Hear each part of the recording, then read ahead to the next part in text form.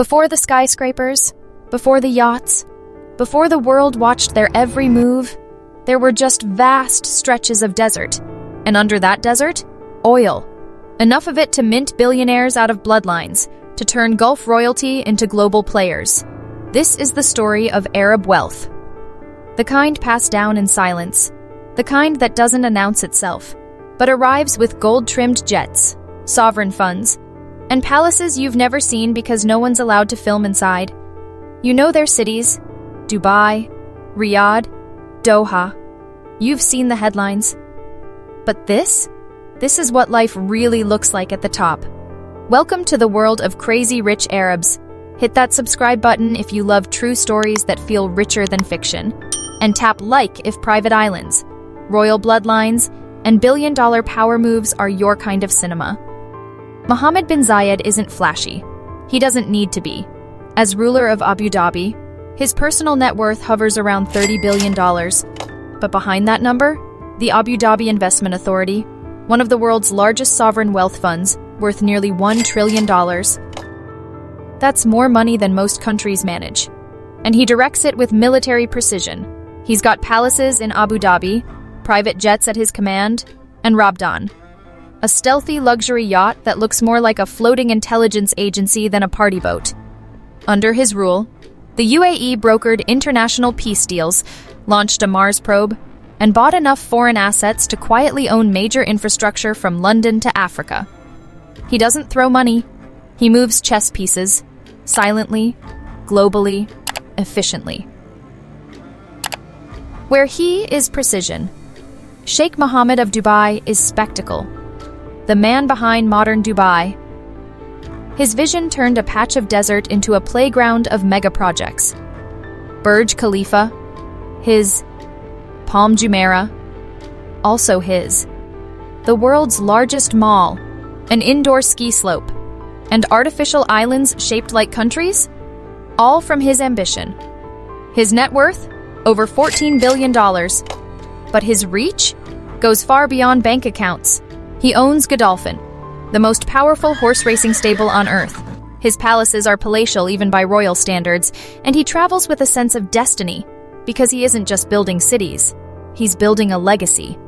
In his world, gold-plated luxury isn't the end goal. It's just what happens when you think big and fund bigger. Now meet the heir, Sheikh Hamdan of Dubai, better known as Fazza, Dubai's adrenaline junkie, poetry writing, lion-owning prince. Fazza's lifestyle is a billionaire Instagram dream. He skydives out of helicopters, dives with sharks, and competes in camel races with the same intensity as a Formula One driver. And through it all, he somehow makes royalty feel relatable. He posts his life like a social media influencer, but with layers of heritage and respect. And when it comes to wealth, let's just say, when your dad built Dubai, you don't need a salary.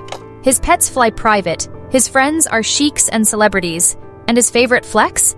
Not bragging, just living larger than most people imagine. Now to Doha, where Sheikh Tamim, the Emir of Qatar, sits on both a throne and a treasure chest. His personal net worth? About $3 billion. But the Qatar Investment Authority, which he controls, is worth over $335 billion. That's enough to buy football clubs, entire neighborhoods of London, and the favor of the global elite. And he has. Qatar owns Harrods. Qatar owns Paris Saint-Germain. Qatar's fingerprints are on more luxury assets than you realize. But Tamim's true masterpiece? The 2022 FIFA World Cup. A $220 billion display of national flex, air-conditioned stadiums, imported turf, cities built from scratch. It was more than sport. It was the most expensive PR campaign in history. And it worked. Behind him is a royal family that makes luxury look like strategy. The Al Thanis have ruled Qatar for over 150 years. Their collective wealth, between private assets, sovereign funds, and global stakes, is incalculable. They don't just buy art. They open museums. They don't vacation. They acquire. Harrods, the Shard, trophy assets across Paris, Milan, and New York. The family portfolio could rival Fortune 500 companies and still have room for a few yachts. Now, we talk about the main event, Mohammed bin Salman. Not loud, not soft, just present. Like gravity. Officially, he's worth $30 billion. Unofficially, try $500 billion. When you factor in his hold over Saudi Aramco, the most valuable company on earth, his luxury purchases are legendary. The Serene yacht, $500 million. A French chateau with its own moat, $300 million. The Salvator Mundi, the world's most expensive painting, bought for $450 million and reportedly hidden aboard his yacht. But MBS isn't spending for fun. He's building NEOM, a $500 billion futuristic megacity in the desert, powered by AI, drones, and vertical farming. It's not a project, it's a statement. He's recoding the image of Saudi Arabia, from conservative oil kingdom to bold post-oil empire. And he's doing it with trillion-dollar tools. But the Crown Prince is just one piece of a much larger dynasty.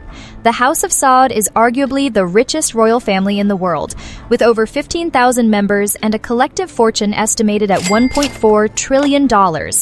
They aren't a family. They're a nation unto themselves.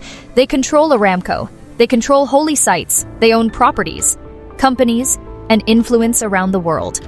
And when they travel, they don't pack light. They've been known to fly their own furniture across continents, because luxury isn't just expected, it's standard. Then there's Prince Al-Waleed bin Talal, once dubbed the Arab Warren Buffett.